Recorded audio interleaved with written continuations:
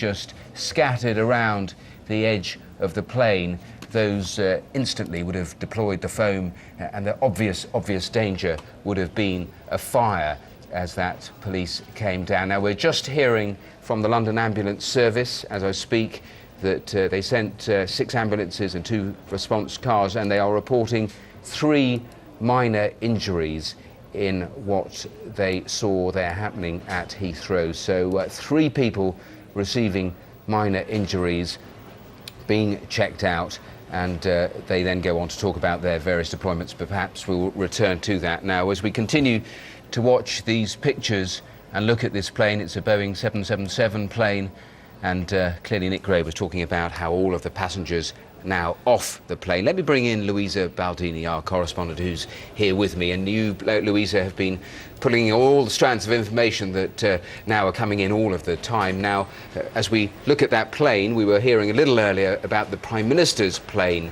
that has been delayed, and a little more detail about that has come in from Nick Robinson, I think. That's right. Nick Robinson, our political editor, is actually on board the plane with the Prime Minister, and they are now held at Heathrow Airport, obviously unable to fly.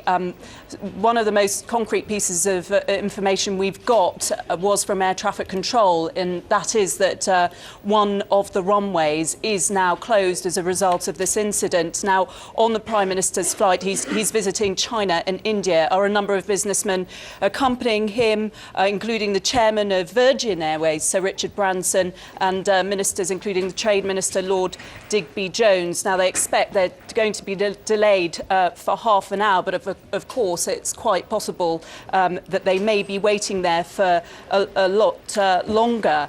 When I spoke to BAA, the company that runs the airport, just before coming up here to the studio, they wouldn't actually say what had happened, but now, as we've seen from the pictures, it's quite clear that this Boeing 777 has landed short of the runway. We could even see those skid marks there on the grass. Yes, these pictures absolutely tell their own story in terms of this British Airways aircraft, where it's ended up, just clear the force, obviously, as it has struck the ground, and presumably, I think also given the direction that we saw of how the skid marks were showing, spun around as well, and that perhaps may explain why there was so much damage to the wing area.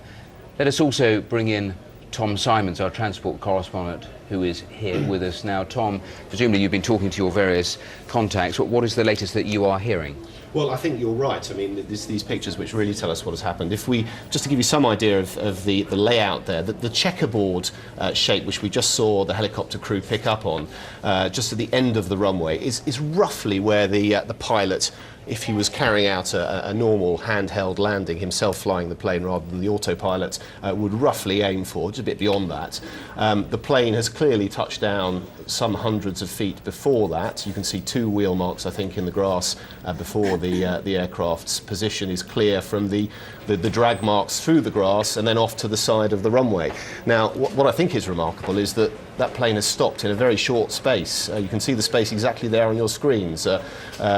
Less than half a mile, possibly even a quarter of a mile. The pilot doing, from the early viewing, a remarkable job really in keeping the plane almost facing down the runway, and therefore minimising the damage that would have been done to the airframe of the aircraft, the wings and the bodywork of the aircraft, and therefore saving lives and preventing injuries, because that's what causes the lives to be lost. Absolutely. Just a quick word about the activities now at Heathrow concerning, of course, all the other runways, all the other flights.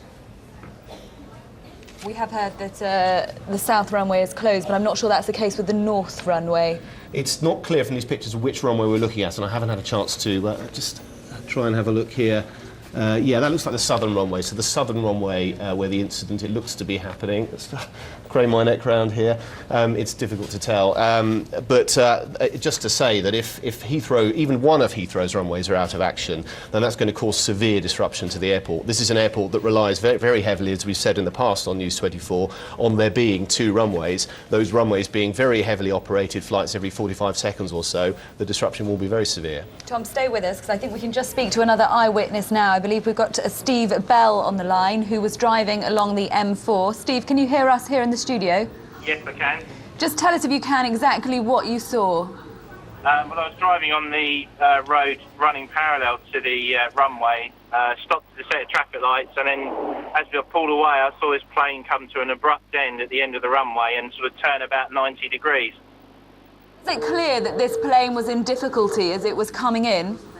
Well, I couldn't actually see it come down the runway. There's like a blockade that stops you from looking up the runway on the perimeter road. But as I just passed that blockade, I saw it come to a complete halt, so I don't really know. Now, we're seeing pictures that obviously you can't, Steve, but certainly the plane has encountered some damage to its underside. Did you hear a crash? Well, I heard a sort of scraping noise, metal on tarmac, and saw that the right-hand side engine was damaged in some way. I couldn't see if it was fire damage or tarmac damage, but it was... I heard it sort of screech along the tarmac and stop, and then as it stopped, it kind of spun round about 90 degrees. Now, I'm not really sure of the geography and where the M4 is as to in relation to the airfield, but was it a frightening experience for you? Did you sort of see this plane coming towards you? Yeah, I mean, driving on that perimeter road, you see the planes come over all the time, and to actually see one come to a stop under obviously emergency conditions, it's quite unusual. You don't see it every day.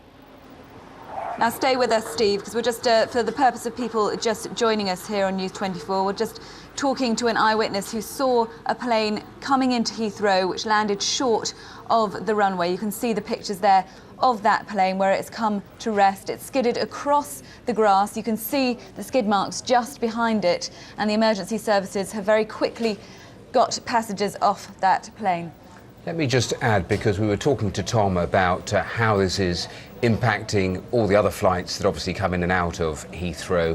A spokesman for the air traffic control company, NATS, has said that planes were still taking off and landing at Heathrow under a single runway operation using the northern runway. Obviously, delays are expected, but one runway is clearly working. The area around that plane obviously is now not, and of course you will see that plane there for some while, so I suspect that is going to be the case for some hours. But clearly there are contingencies at Heathrow for exactly an occasion like this, and a spokesman for air traffic control saying that planes are still taking off and landing at Heathrow under a single runway, and that seems to fit in exactly what the Reuters news agency was also reporting, that although the south runway is closed, the north runway is still operating.